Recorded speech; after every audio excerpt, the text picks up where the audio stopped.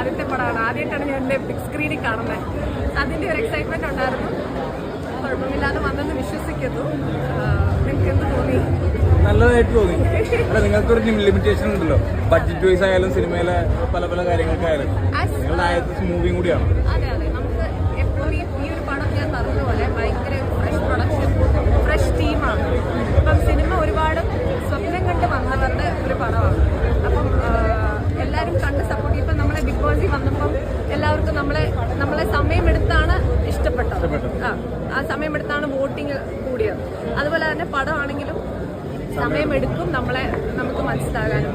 അതാണ് ഞാൻ ഇന്നലെ പറഞ്ഞത്, നമ്മളെ കറക്റ്റ് ചെയ്യുക, എന്നെയാണെങ്കിലും ക്രിട്ടിസൈസ് ചെയ്യുക, എനിക്ക് പഠിക്കണം, എനിക്ക് വളരണം. അപ്പം അതുപോലെ തന്നെ ആൾക്കാർ കാണണം എന്നാണ് ഞാൻ ആഗ്രഹിക്കുന്നത്. കണ്ട് അഭിപ്രായങ്ങൾ അറിയിക്കും. ഞങ്ങൾക്കും വളരണം, പഠിക്കണം. ഈ ഒരു സിനിമ നിങ്ങളിലേക്ക് എത്തിക്കണം എന്നുള്ളത് ഭയങ്കര ആഗ്രഹമായിരുന്നു.